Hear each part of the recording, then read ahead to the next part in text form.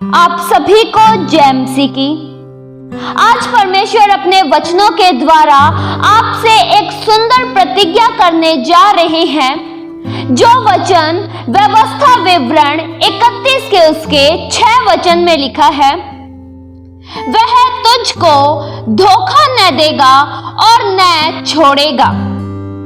प्रियो, हमारे स्वर्गीय पिता हमें कभी भी धोखा नहीं देंगे और न ही हमें छोड़ेंगे। प्रियो, जब आपने परमेश्वर के पीछे चलने का निर्णय लिया है, तब से ही परमेश्वर ने आपके हाथों को थाम लिया है और परमेश्वर आपके हाथों को कभी भी छोड़ेंगे नहीं। आपके हाथों को परमेश्वर सदा सर्वदा थामे रहेंगे।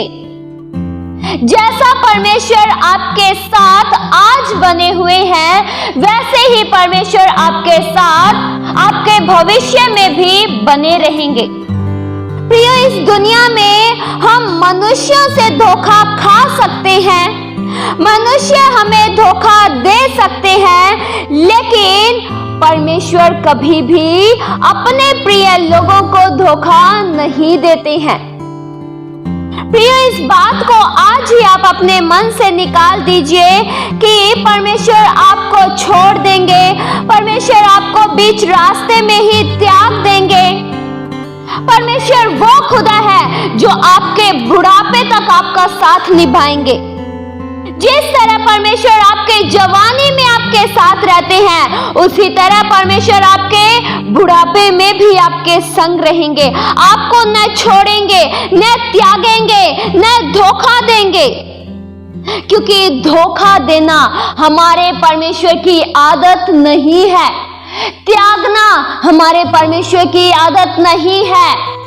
किसी का भरोसा तोड़ना यह हमारे प्रभु की आदत नहीं है। हमारे परमेश्वर तो बहुत ही वफादार हैं कि उन्होंने हम जैसों को चुन लिया, हम जैसों को परमेश्वर ने गले लगा लिया, हमें अपना बना लिया। यह कितनी ही मनोहर बात है, यह बहुत ही भली बात है कि हमें परमेश्वर ने अपने लिए, अपने कार्यों के लिए चुन लिया है।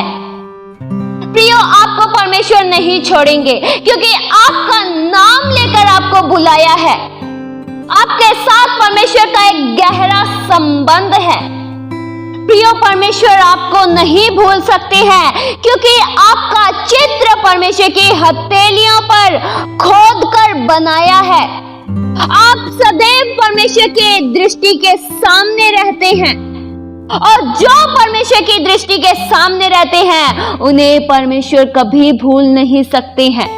वचन में प्रियो लिखा है, यशायाह 49 के उसके 16 वचन में, देख मैंने तेरा चित्र अपनी हथेलियों पर खोदकर बनाया है, तेरी शहरपना सदैव मेरे दृष्टि के सामने बनी रहती है। प्रियो, आपके चित्र को इस संसार के लोग भूल सकते हैं। आप इस संसार के लोगों की हथेलियों पर खोदकर नहीं बनाए गए हैं, लेकिन परमेश्वर ने आपके चित्र को अपनी हथेलियों पर खोद रखा है। आप प्रियो परमेश्वर के लिए बहुत ही कीमती हैं। आप परमेश्वर की दृष्टि में प्रतिष्ठित ठहरे हैं। आप परमेश्वर की दृष्टि में बहुत ही अनमोल है, बहुत ही कीमती है, क्योंकि आपके लिए परमेश्वर स्वर्ग छोड़कर पृथ्वी पर आ गए। यह कितना ही बड़ा प्रेम है परमेश्वर का। परमेश्वर ने आपको यूं ही नहीं छोड़ा, आपको यूं ही दर दर फिरने नहीं दिया। आपको बचाने के लिए परमेश्वर इस जगत में आ गए, मानव रूप धारण कर लिया। केवल किसके लिए? आपके लिए और मेरे लिए।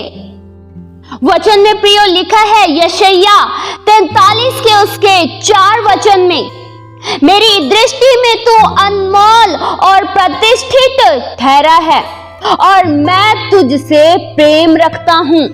प्रियो, परमेश्वर आपसे प्रेम रखते हैं तो फिर परमेश्वर आपको कैसे भूल सकते हैं? आपको परमेश्वर कैसे छोड़ सकते हैं? प्रियो, अपने मस्तिष्क में से इस बात को उखाड़ फेंकिए कि परमेश्वर आपको भूल गए हैं। शैतान ने जो आपके मस्तिष्क में इस बात की जड़ पैदा कर रखी है कि परमेश्वर आपको भूल जाएंगे, परमेश्वर आपको धोखा देंगे, परमेश्वर आपको बीच रास्ते में त्याग देंगे, इस भावना को आज ही निकाल दीजिए, क्योंकि यह विरोधी का काम है। अगर आपको भी लगता है कि आपके भी मन में यही विचार रहता है कि परमेश्वर तुझे भूल गया है, परमेश्वर ने तुझसे मुंह फेर लिया है, तो परमेश्वर के लिए कीमती नहीं है। यह शैतान आपके मनों में इसलिए डालता है कि आप संदेह करें कि हाँ, मैं परमेश्वर की दृष्टि में कीमती नहीं हूं। और जब आप ऐसा सोचेंगे तब आपका लगाव परमेश्वर के साथ अपने आप ही कम हो जाएगा। और शैतान यही चाहता है कि आपका लगाव परमेश्वर के साथ कम हो जाए। आपके संबंध को शैतान परमेश्वर के साथ खत्म करना चाहता है। पर यह घोषणा कीजिए कि मेरा संबंध परमेश्वर के साथ कभी खत्म नहीं होगा। आज मैं जैसे परमेश्वर के साथ लगाव में जी रहा हूं, अनंत काल में भी मैं परमेश्वर के साथ लगाव में ही जीऊंगा। मैं आज जिस तरह से परमेश्वर की महिमा कर रही हूं, वैसे ही अंत तक करती रहूंगी। शैतान को शर्मिंदा कीजिए।